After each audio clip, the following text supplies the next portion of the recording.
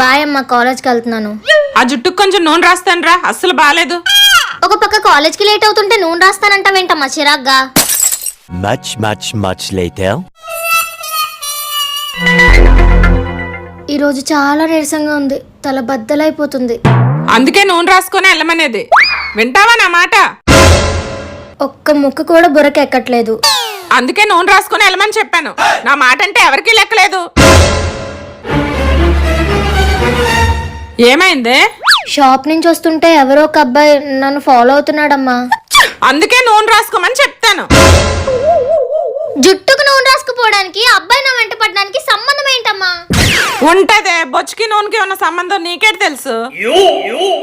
ఇప్పుడు నా మాట వినకపోతే రేపు పొద్దున్న మొగడింటికి వెళ్ళాక అమ్మను మించి దైవం ఉన్నదా, ఆత్మను మించి అడ్డం ఉన్నదా?